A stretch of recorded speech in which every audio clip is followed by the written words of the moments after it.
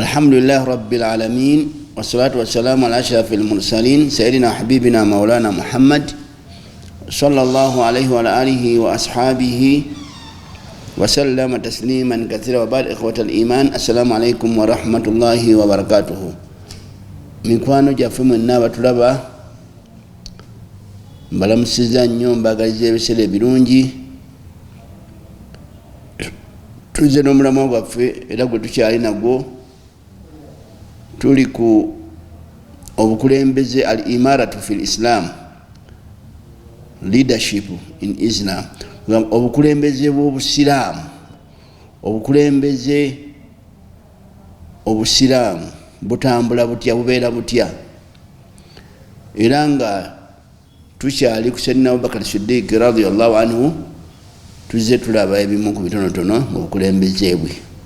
Olwali twagala tukiziganye tulabe min ahammi al-amali al-jalilati allati qama biha Abu Bakar Siddiq radiyallahu anhu. Tugenda kulaba egimu ku mirimu egy'amaanyi Sayyidina Abu Bakar Siddiq radiyallahu anhu gye yakola mu bukulembeze bwe. Tugamba achievements ze mu bukulembeze bwe, biki bye yakola, mirimu mingi, naye mujja kukkiriza tukoneko ng'egumu oba ebiri inshallah tabaraka wa taala. Era nga omulimu gulimu okusoboka guyitibwa kitaalul murtaddiina. Muwulira ekigambo murtadi, sawallah tutasi murtadi, oyo murtadi oyo yarutadda okuva mu busiraamu. Murtadi ye muntu aba abadde okw'omusiraamu n'amala n'ava mu busiraamu. Tusaba Allah akitutaase, obeera ozikiridde ng'ekyenga ky'obusiraamu kibaddemuuko n'olaba engeri gye kifaanana ate n'okivaamu. N'olwekyo tusaba Allah atubangaaze nga tuli basiraamu, atutte nga tuli basiraamu.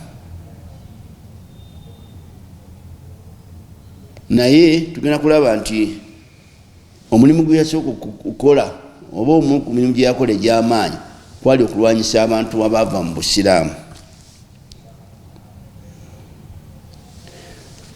عندما انتشر نبأ وفاة النبي صلى الله عليه وسلم ارتدت طوائف من العرب عن الإسلام ومنعوا الزكاة، فأشار عمر رضي الله عنه على أبي بكر الصديق رضي الله عنه أن يتركهم، لكنه رفض. فقال عمر رضي الله عنه: كيف تقاتل الناس وقد قال رسول الله صلى الله عليه وسلم: أمرت أن أقاتل الناس حتى يقولوا لا إله إلا الله، فمن قالها فقد عصم مني دماءه ونفسه إلا بحقه وحسابه على الله تبارك وتعالى. Omubaka sallallahu alaihi wasallam Allah bamala omujjulula, embeera teyali nnyangu. Era mujjukira twakiraba wano nga ne basahaba abanene bagamba ekyekango tekimanya muzira, embeera yabasukkako abamu. Sayyidina Umar radiyallahu anhu n'atuuka n'okugamba nti anaagamba nti omubaka afudde ajja kummendegera. N'abalala baafuna embeera ez'enjawulo. Yali Sayyidina Abubakar Siddiq radiyallahu anhu, Allah gwe yanyweza, ate gwe bali basuubira nti ajja kugonda nnyo olw'omukwano gwe yalina n'omubaka Muhammadi sallallahu alaihi wasallam, bonna kumpi okubasinga, ate Allah gwe yanyweza. Naga nti abadde asinza Muhammadi, ye Muhammadi afudde. naye abadde asinza Allah, Allah tafa, mulamu tafa. Naye abo bo bekanga bwekanzi, kyali kyekangu, naye bali bakimanyi nti Nabi Muhammad ajja kufa era wakufa. Era ne aya Sanomala gamba nti ne aya twali tuzimanyi nezigamba nti ajja kufa, naye kuli kwali kwekanga nakyekangu. Naye Abawarabu beyawulamu ebika nga omubaka nga ku nsonga y'okufa kw'omubaka Muhammad sallallahu alaihi wasallam ng'amaze okufa.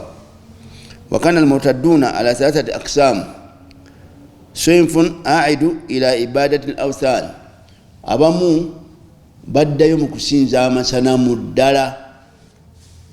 Abarabu bategera abamu ekitundu ekimu ky'Abarabu omubaka bw'amala okufa baddirayo ddala mu ddiini zaabwe ez'okusinza ebifaananyi, ez'okusinza ebitonde. Wasinfun akhar ittabau alladhina dda'u an-nubuwata kamusalimati al-kadhabi wal aswadi al-ansi. Ate waliwo ekibinja ekirala kyo kyagenda n'abo abeeyita bannabbi. Wali wazuuseewo omuseera ki abantu abaali batandise okweyita bannabbi. Nange ndi nabbi. Ffe mu Busiraamu tetulinayo, temulimu kweyita nabbi oba kufuuka nabbi. Nabbi tebamufuuka, tebamweyita. Allah yalonda bannabbi jalla waala, yalonda gwayagala okutuma nabbi. Tebiriko nti oba osaala nnyo, oba osinza nnyo Allah, oba oyesa bulungi nnyo, oba osoma nnyo. Eddaali obwannabbi tebalikolerera bukolerezi, wabula Allah yalonda gwaba yagadde, era yalonda era yamala. Yalonda abantu 10,000, bannabbi 10,000 baggwayo. Yalonda yasembayo yali Nabbi Muhammadi sallallahu alaihi wasallam. Kati ffenna buli yeeyita nabbi ffe mu Busiraamu, fakullu man yadda'i nubuwata baada nabiyina Muhammadin sallallahu alaihi wasallam fahuwa kadhab dajjal dhalun. Buli yenna yagamba nti ndi nabbi ffe mu Busiraamu tetutawaana kukusaba bujulizi bulaga nti oli nabbi, wabula kyetukola tuleeta buleesi tukutwala butwazi butabika ne bakebera omutwe, kubanga abannabbi baggwayo. Yasembayo yali Nabbi Muhammadi sallallahu alaihi wasallam. Nolwekyo kati waliwo omuseera bali batandise okweta nabbi, kati abantu abamu bagoberera abo, ndi affe tugenze n'oli, oliye ono kaafudde, ffe tugenze n'oli. Era omubali bamuyita Musalimatul Kadhab, omulala Aswad al-Ansi, be bamu kubeeyita nabbi ng'omubaka afudde. Abamu batandika, Musalimatu yatandika ne nabbi akyaliwo nagamba ndi nabbi. Omutego gwokusatu, sinfun istamarru ala al-islami walakinnahum jahadu az-zakata wa ta'awwalu bi annaha khasatun bi zamani an-nabiyyi sallallahu alaihi wasallam. Omutego gwokusatu mu Barabu mwebeebo bo bagamba nti tusigale basigala nga Basiraamu, naye ne bagamba naye zakayo tetugenda kugiwa. Bo bagamba nti zaka ebadde enakuweebwa nabbi yekka sallallahu alaihi wasallam, naye kati nga baafudde afu yabo bagati tujja kumuwa zaka. N'ekyo abantu abava mu Busiraamu baalimu ebiteeko egyo esatu. N'olwekyo Sayyidina Abubakar agati ngenda kubalwanyisa. Sayyidina Umar amugamba nti amugamba Abubakar, abantu bano Basiraamu bali abasoose tetuganye, naye bano Basiraamu abaganye okuwa zaka bakyalina nzivuunula ebatawaanya, balowooza nti zaka ebadde enakuweebwa Nabbi Muhammad sallallahu alaihi wasallam yekka. Olwanyisa otya nga ate omubaka yagamba nti nalagirwa okulwanyisa abantu paka banagamba la ilaha illallah, nti teri yasinzibwa mu butuufu okuggyako Allah. Bwe banaba bakikoze olwo n'abakyasobola kuyiwa omusaayi gyabwe wadde emaali yaabwe okuggyako nga bakoze omusango ogwa naggomola ogukkiriza omuntu okumutta, tugeze asise omuntu mu bugenderevu mu bulombaganyi, omusango ne gumuka mu vvi. Nolwekyo yali ndaba ya Sayyidina Umar, naye Sayyidina Abubakar yagamba nedda, yakigaana. Waqala raddu Siddiq radhiyallahu anhu wallahi la uqatilanna, yagamba nti ndayira Allah, la uqatilanna man farraka baina salati wa zaka, nja kulwanyisa omuntu yenna ayawula eswala ne zaka. Omuntu agamba amajja kusigala nga asaala kyokka nga tatola zaka, kubanga zaka ne swala tuyinza okugamba nti birongo. N'olwaleero bantu bangi basaala ate zaka nga tebawa. Singa tubadde ku mulembe Sayyidina Abubakar Siddiq radhiyallahu anhu nti byali badde birala, nga nja kulwanyisa abantu abawula zaka, n'omuntu zaka ogiwaawa. Naye nga abantu bangi bateekeddwa okuwa zaka bayitirivu. Mu Uganda abantu abateekeddwa okuwa zaka bangi nnyo, naye abawa zaka batono nnyo, eyinza kuba 1%. Ate nga naabo bagiwa zaka naye 1% era abamu bagiwa mu ngeri bwetu yamankwetu. Sheikh ajja namuwayo emitwalo 2 nakomawo namuwa 15 bebityo. Zaka kibatwe bagitoola. Zaka oyita Sheikh n'omugamba bizinesi yange yeno nemubala nga naye omuyambako ni mu sente mmeka, nti bizinesi erimu milioni 10, nti 10 nti ye ojja kuwa sente bweziti. Naye abalala bwe bakuba omulanga n'awaayo 5 nti yagiyita zaka. Eyo si zaka. Bannange amasannyalaze wano, amasannyalaze gakoze ki, gaweddeko n'awaayo emitwalo 2 yaka, awo zaka. Eyo si zaka. Zaka etwolebwa separate ya njawulo. Oli ajja butereevu n'omubuulira bizinesi zo, n'omubuulira kino nemubala naga nti ojja kuwa zaka sente bweziti.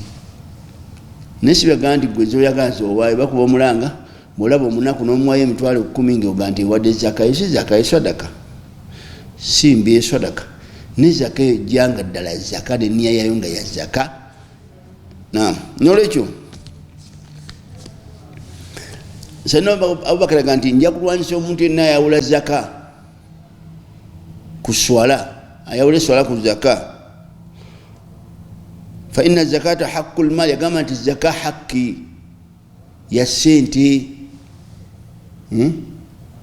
Haqi bw'otawa zaka oba okoze ekintu ekiteekeddwa okulwanyisiza oba okulwanyisa. Wallahi law mana'uni iqalan kanu yu'addunahu ila rasulillahi sallallahu alaihi wasallam lakataltuhum ala man'ihi. Yagamba noli ne bwana nnyima omuguwa, tugeze nti abadde aleeta zaka, tugeze ensolo za zaka oba embuzi za zaka oba ente za zaka, nga abadde azireeta ng'asibyemu n'omuguwa, naye ne bwanajjamu muguwa kati n'aleeta ng'akutte enkutte bw'ati nga teri muguwa, naye nja kumubonereza. Kwe tayagala kuteekawo njawulo yonna. Kyategeeza nti okufa kw'omubaka Muhammad sallallahu alaihi wasallam tekulina kyekulina kukyusa mu ntambuza y'obusiraamu. Siraamu butambula nga bulina okubeera. Faqala Umar radiyallahu anhu fawallahi ma huwa illa ra'aytu Allah qad sharaha sadra Abi Bakari lilqitali fa'araftu annahu alhaq. Sayyidina Umar agamba Allah agamba nagenda okulaba mu butuufu nga nange ndaba Umar kyagamba ekituufu.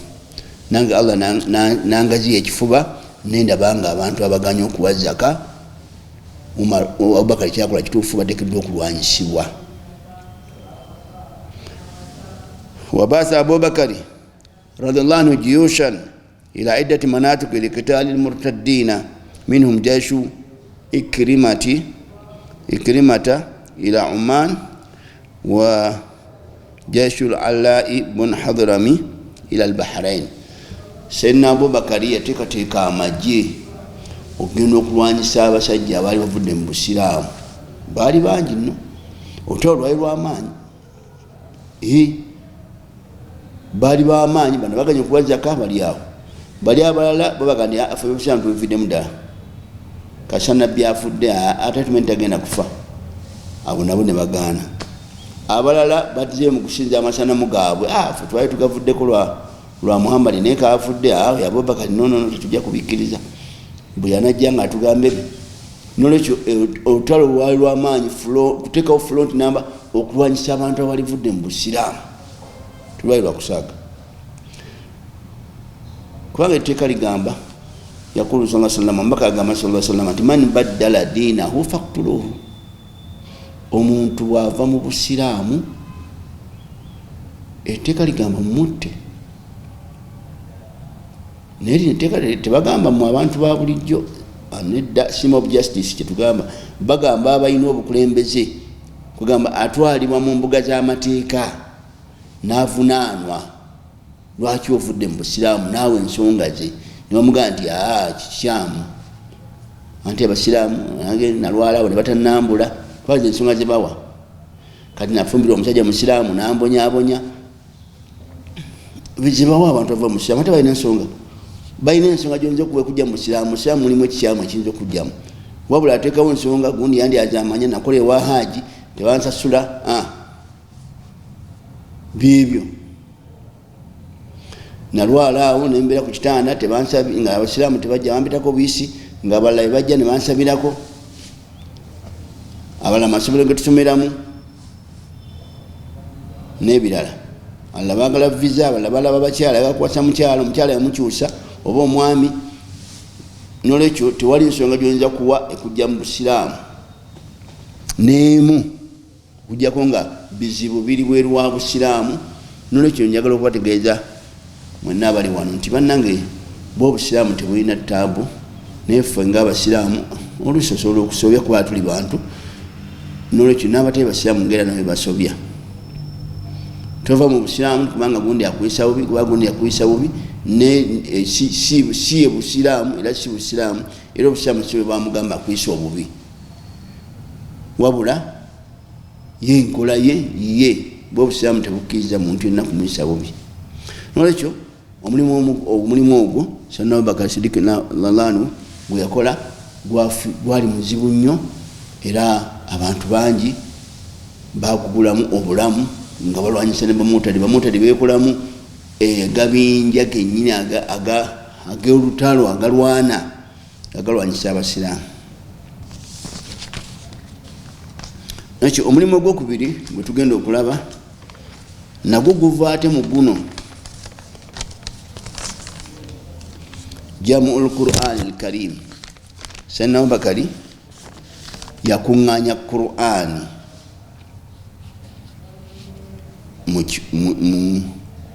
mu kitabo owenza kitabo mu volume kugamba okubeera nti Qur'ani ebeera mu kitabo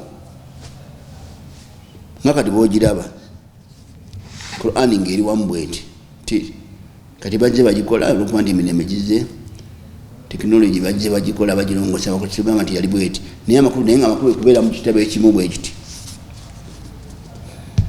tibagikoze eriyo n'entono ennyo bweti yokwatira wano mu ngalo nolwekyo nti Qur'ani eno yagikuŋŋaanya. Qur'ani bwe yalinga ekka yamala emyaka 23 ng'ekka ku mubaka Muhammad sallallahu alaihi wasallam ng'ekka teyakka lumu bweti nga bw'okiraba wano anduli yakkanga aya ku aya ekiba kiguddewo okuva eri ku lawhul mahfuz yakka omulundi gumu inna anzalnahu fi laylatil qadri Allah nga bagamba surati qadri timazima twassa Qur'ani mu kire kyekitiibwa okuva eri ku lubaawo olw'ebyamwa olukuumwa obutibiri lwetibwa lawhul mahfuz okukka kuno kuggwa eri okunsi awo yakka omulundi gumu naye okuva awo okujja okukka ku nabbi waffe Muhammad sallallahu alaihi wasallam yakkanga kusinziira kiguddewo babuziza ekibuuzo aya Allah nekka ng'ekyanukula waliwo embeera ebaddewo aya nekka olutalo olutuuse olw'Ebadiri bibulwaddemu aya nekka n'ebirala okumala emyaka 23 nolwekyo buli aya yakkanga omubaka sallallahu alaihi wasallam yalina abawandiisi nga bagamba muwandiike aya mugiwandiike wano mugiteeke mu ssula bweti, aya namba bweti muteeke mu ssula bweti, byonna nga omubaka saa sallam alungamya abawandiisi. Nolwekyo buli aya yakkanga ng'ekwatibwa ku mwoyo ate newandiikibwa. Nolwekyo naye nga teziri wamu, wabula nga nti oyinza okusanga oyinza okusanga nga tugeze Suratu Bakara eri wano, ate nosanga kuba bawandikanga ku mayinja, bawandikanga ku magumba mu kiseera ekyo, ebyo byalinga empapula ebyaliwo mu kiseera ekyo. Kati nga bawandika nesula nebeerawo naye nga teri mu kitabo, teri wamu bweti, naye nga Qur'ani yonna omubaka agenda okuva mu mulamu buno yonna yali eweddeyo ng'ewandiikiddwa era ng'ekwatibwa ne ku mwoyo. Tugenda kulaba nti Jamul Qur'ani Karim baada huduthi hurubi riddati wa marikati al-yamamati wa istishhadi al-kathiri min sahabati rasulillahi sallallahu alaihi wasallam والذين قدر عددهم 500 وأكثر شهيدا وكان بينهم كتاب الوحي الذين يحفظون القرآن الكريم السلاعة عمر بن الخطاب رضي الله عنه إلى أبي بكر الصديق وكان خليفة المسلمين الأول عن ذاك فأخبره الفاروق. oluvannyuma lw'entalo ze tulabye ez'okulwanyisa bano bamurtaddi ezafiiramu abasiraamu bangi nga mubo mwalimu n'abakwata Qur'ani mu ntalo ez'enjawulo ng'olwali eyamaama abasiraamu baafa bangi nnyo nga abamu kuba bakwata Qur'ani ku mwoyo. Kigambibwa nti abasahaba abantu abakutte Qur'ani kumpi 500 n'okusoba battibwa mu ntalo ezo nga balwanagana ne bamurtadi, nga mubo mwalimu abawandiika obubaka, abawandiisi b'omubaka abawandikanga obubaka abaali bakwata Qur'ani. Kyaleetera Sayyidina Umar ibn Khattab okudduka emisinde n'agenda eri omukulembeze w'obusiraamu mu kiseera ekyo Abubakar Siddiq eyasooka Allah n'amugamba nti owaayi, namubuulira yamugamba ati akhbarahu al-Faruq bidarurati jami' al-Qur'an al-Karim, yamugamba nti ndabyewo obwetaavu obw'amaanyi okuŋŋaanya Qur'ani eno ebeere mu kitabo kimu.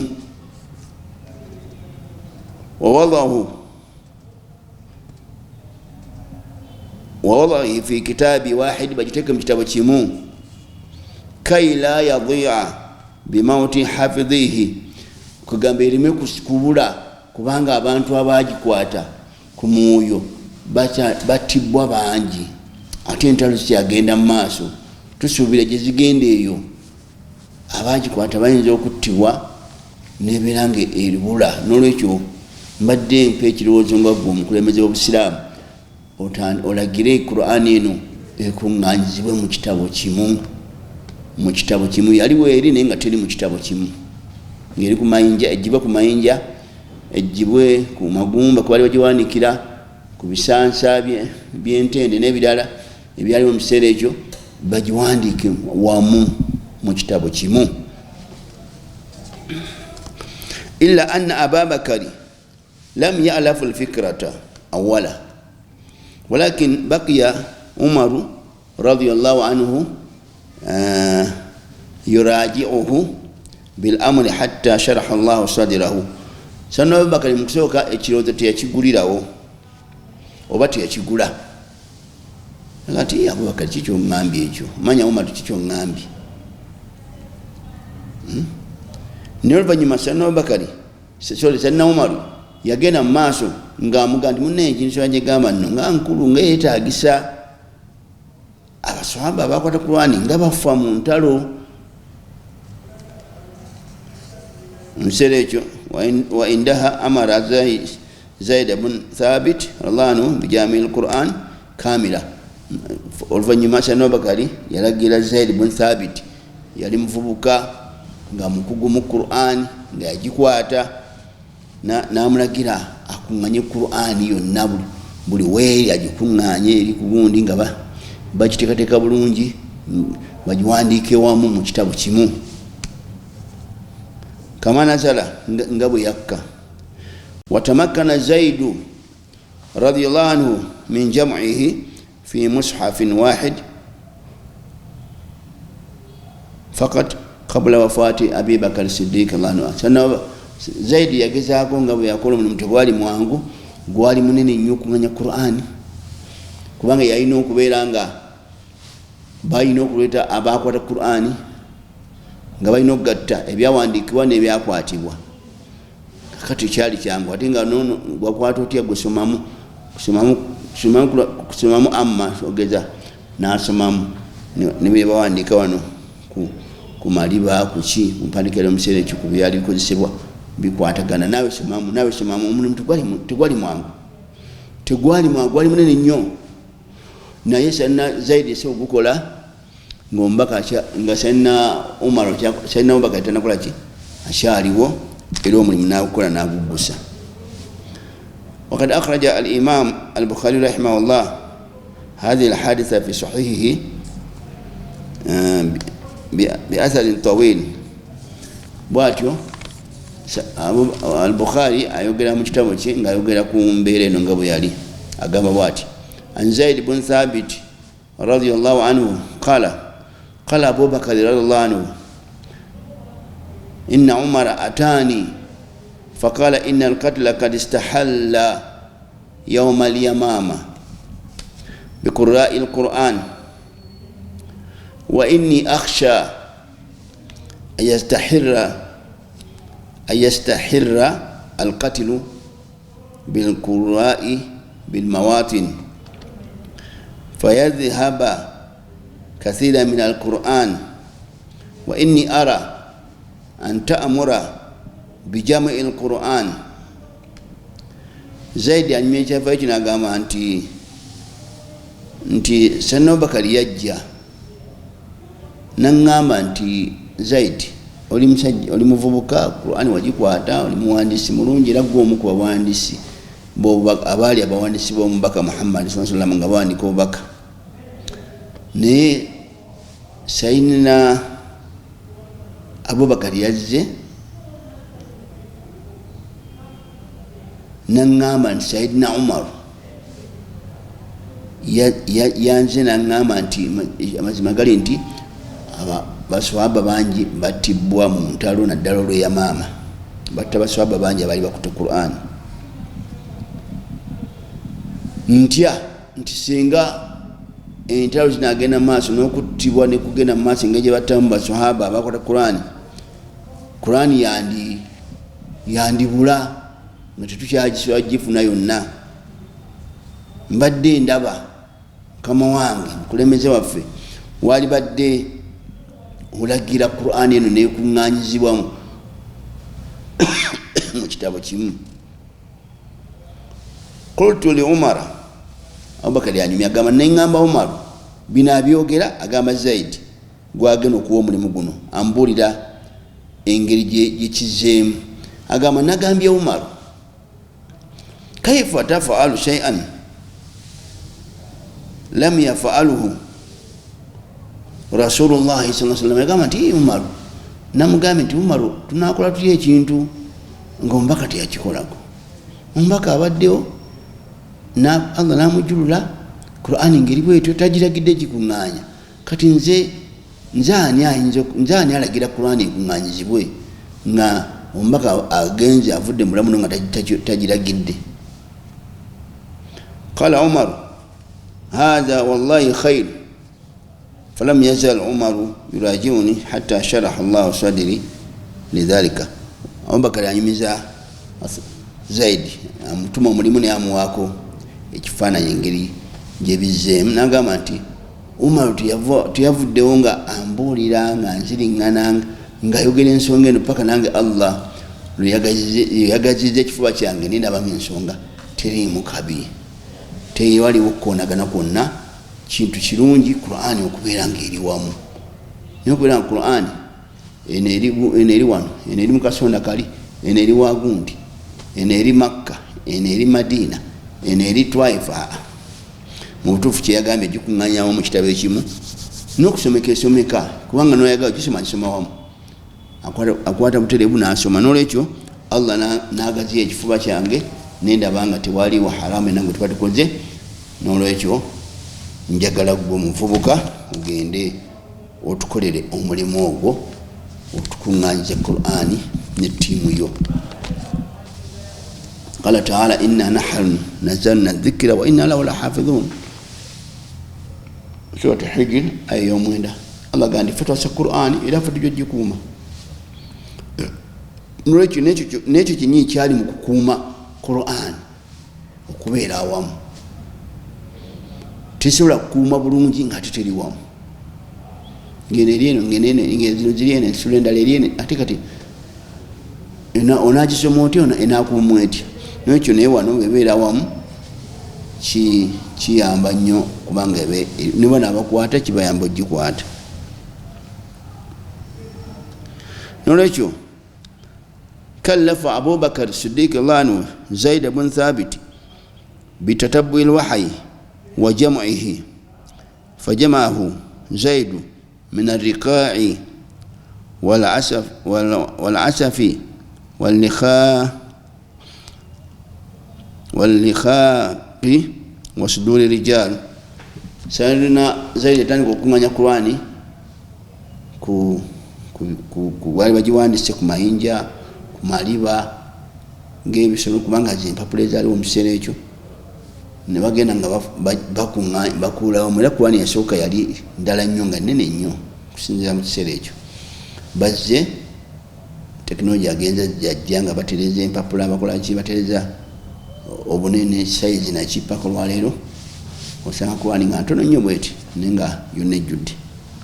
N'olwekyo ne ku bantu abali bagikutte abayita tiimu ekutte Qur'ani kati wali omulimu munene nnyo okwetegereza kulaba nti Qur'ani esigala nga yeeyo, temulimu nnyukuta enakubulamu oba layini yonna oba aya wadde okwongerwamu. Kyeba nti Qur'ani yakuumwa teyongerwamu, tegendezebwamu. Temulimu bigambo by'abantu, byonna bigambo bya Allah jalla waala. N'olwekyo omulimu tegwali mwangu. Walam yaktafi bilhafdhi duna kitaba, tekyali nga bebamalanga nti tusomeremu esitula gye bakwata ate nga baleeta ne wano ne bano abawandiika balabe ddala nti bikwatagana. Wahirsu ala almutabakati baina ma huwa mahfudhu wa maktubu, balabe ono byakwata tugeze gwakwata bukwata amma tugeze ono ate wali bagiwandika byebimu amma yatasaaluna byonna nono byasomye era bye bawandiika wali. N'ekyo omulimu Sayyidina Zaid ibn Thabit radhiyallahu anhu yagukola. Wahtafadha Abubakar as-Siddiq radhiyallahu anhu bil mushafi al-majmu'i. Sayyidina Abubakar bamala okugikola eno kopi eno gye baali bakoze yali nayo yalinga ebeera we hatta wafatu paka yafa. Thumma asbaha inda Hafsa binti Abi Bakr banyuma be yafa ne bagitwala ewa Hafsa yali mukyala wa Sayyidina Umar. Abubakar be yafa yali agiina kopi eyo, yali ekolebwa obulungi. Kati Allah bamala okumujjula Abubakar Siddiq radhiyallahu anhu ekopi bagiweereza ewa maama wa Hafsa binti Umar, nasigala nga yakola ki, yagirina. Nawekityo emirimu egyo ebiri gy'emirimu emikulu ennyo yakola emirimu mingi wadde nga yafuga akaseera katono naye yakola emirimu mingi. Era tugamba omulinga guno tesigwogedde, guno nga sigwogedde, tulonzeemu ebiri gyokka emikulu. Sayyidina Abubakar gye yakola mu bukulembeze bwe, naye ng'alina n'emirimu emirala mingi Allah jalla waala gye yamuwa era gye yamukozesa. Sayyidina Abubakar Siddiq radiyallahu anhu mu bukulembeze bwe gy'emirimu gye yakola. Nawe kityo bw'olaba emirimu ebiri mikulu nnyo. Ogusooka okulwanyisa abamurtadi, abantu abaava mu busiraamu. Aya ne hadisi nyingi. Lwaki? Kubanga baba balabe nnyo. Ne bwe ziba bino ebyensi, omuntu avudde mu magye mu nva etali nnungi n'agenda, aba wa bulabe kubanga aba ayina byamanyi bingi, kubanga abaddemu. N'obusiraamu bwe bwemulaba tenkana ng'ono atannabaako mu magye. Era kyovula nti obusiraamu tebugamba nti omuntu nga si musiraamu. Obusiraamu tebutukkiriza kumutuusaako bulabe bwonna nga si musiraamu. Tulina kumukowoola n'amagezi ne tumunyonnyola obusiraamu obulungi bw'obusiraamu, n'asiraamu kuba n'agaana, talina mutawaana. Tokkirizibwa nti oli omutuuseeko akabi konna oba obulabe bwonna olw'okuba nti si musiraamu. Olina kumukowoola n'amagezi n'omukwano okulaba nti asiramuka. Bw'asiramuka alhamdulillah, oba ofunye. Bw'agaana tolina musango, ogugwo oba ogukoze. Si gwe oluŋŋame. Innaka la tahdi man ahbabta walakin Allah yahdi man yasha. Si gwe oluŋŋame, Allah yaluŋŋamya. Noolwekityo naye ono ye murtadi ate yaya n'amateeka ge go malala, kubanga ye olidde abadde musiraamu n'abuvaamu. Kati tali ng'oli atabuyingirangako. Nolwekyo n'amateeka ge agamufuga n'alina amateeka ge agamufuga. Ensonga endala nti abantu abava mu busiraamu majority tebabumanyi era tebabusoma. Wabula abamusiraamu kyokka naye nga teyabusoma, yabusomako katono nnyo n'ava mu busiraamu. Naye kizibu nnyo okusanga omuntu eyasoma obusiraamu n'abutegeera n'abuvaamu olagewa. Era nsonga ki lwaki obujjamu? Lwaki oba obuvaamu? Si kiba kikujjamu? Kubanga buli byonna ebiribwa mu busiraamu byonna birungi. Tetulinayo basiraamu kibalya nga abalala bakyekanasa, tetukiina oba nga kyamutawaana. Tetulinayo kyonna kyetunywa ng'abantu abalala tebakinywa abamadiini amalala. Kyova olaba nti n'ebisolo ffe tubasalira, kubanga n'ebisala ffe tubimanyi, n'ebigambo ebyogula ffe tubimanyi, n'amateeka ffe tugayina.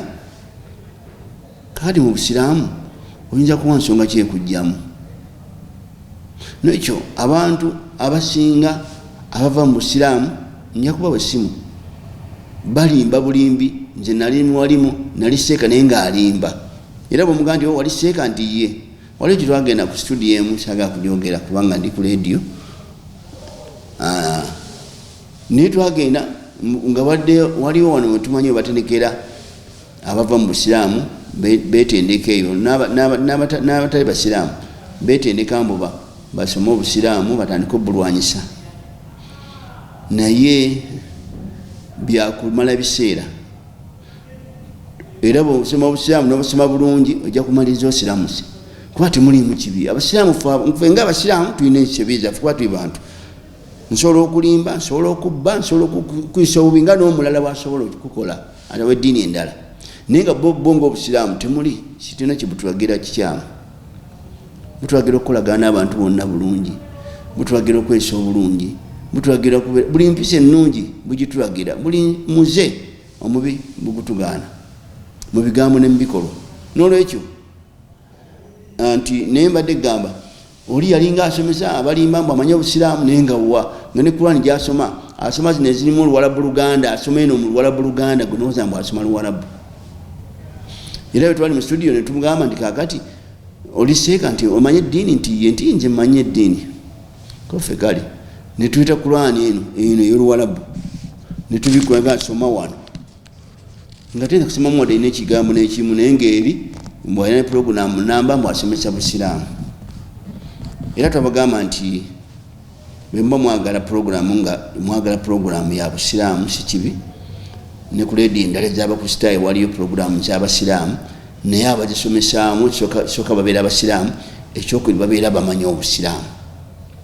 Naye kati ono yava mu Busiraamu ate nga n'Obusiraamu tabumanyi, osuubira ki kyayinza okwogera ekirungi eri Obusiraamu? Ali bias. Bavoola okukuba kuvoola, bwe bosanga bavoola buvoozi Obusiraamu, bavuma buvumi naye nga tebalina kibamanyi. Nokyo abantu abava mu Busiraamu babuvaamu lwa butabumanya, lwa butabutegeera, baba tebabumanyi. Olusi batera okulima nti babumanyi naye balimba baba tebabumanyi. Esimu yange eri 0 njagiba nga giba mu maaso awo, ng'ombulireyo Musiraamu nti ono Sheikh yasoma Obusiraamu yabuvaamu. Tebalimba bulimbi nti nali Musiraamu ni bwana wa Seeka naye nti byakulimba. Teri asoma Busiraamu n'abuvaamu. Kiba kizibu. Ate obuvaamu naye nga kiba kizibu nnyo, percentage eyo ntono nnyo. Aye naye baba bavuddemu era abalimba.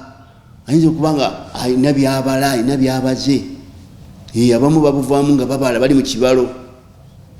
Onaava mu Busiraamu nga tukuba emmotoka nga tukuzimbira ennyumba nga tukuba visa nga ogenda mu Amerika nga ogenda e Bungereza, ali mu byakubala.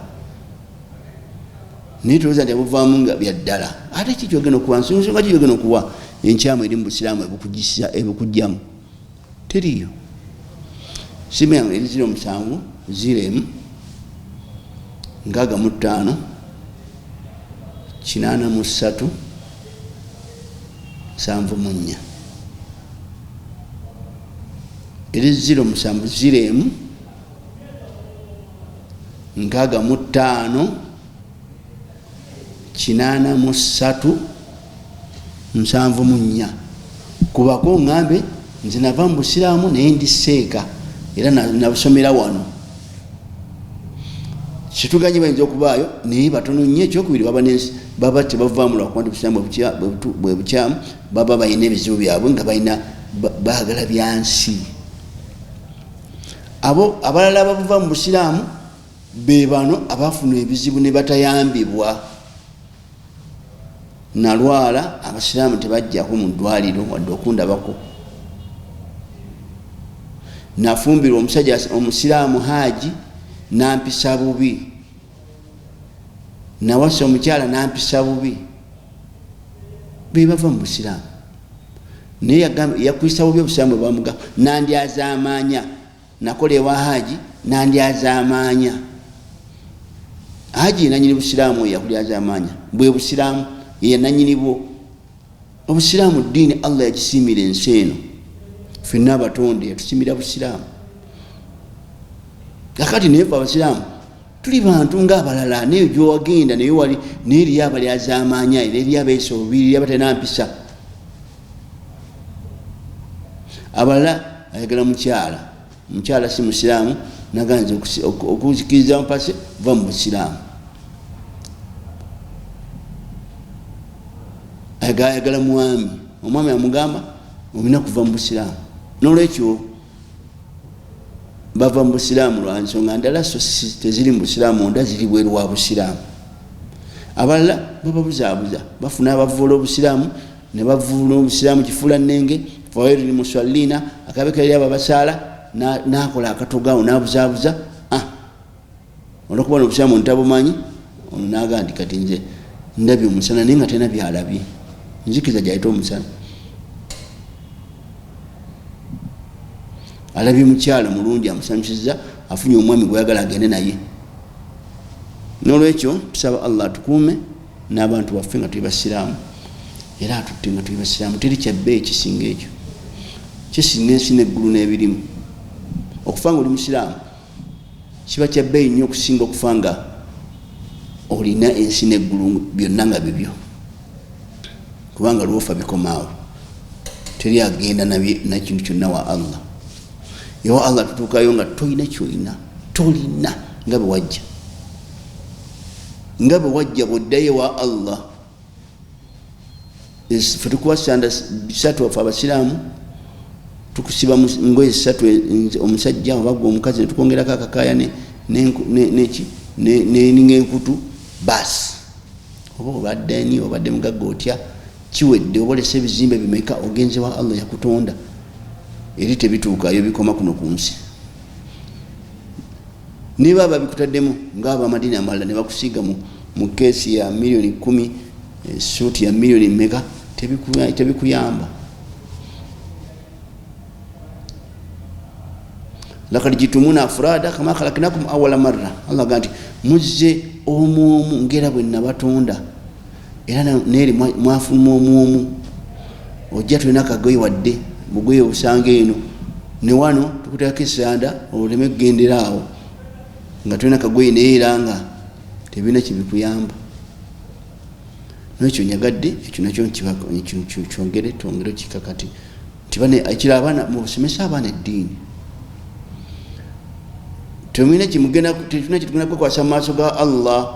Omwana omusomeseza amasomero gonna tigasomesa ddiini, bye balya byonna miiru zaabwe bagaba olunaku ezimu, oba mu nnaku enkulu, oba mu nnaku eza weekendi, oba ku mikolo bagaba, bateekako n'emmere ku miiru, kubaako miiru emmere enva enkyamu Allah gyeyatugaana okulya, n'emyenge bagiteekako. Omwana olw'essande oluusi agenda neki ne musinzizo, abamusomesa bonna beebo. Kakati omwana gy'omusomesereza nasale bwatyo,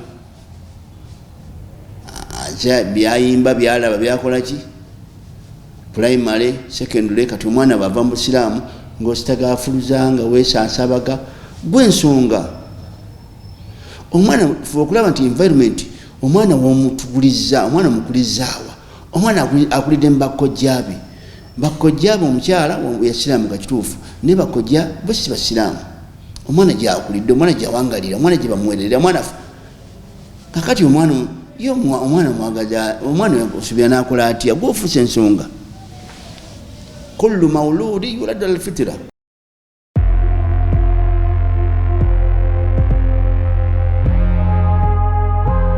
GTV for unity and development.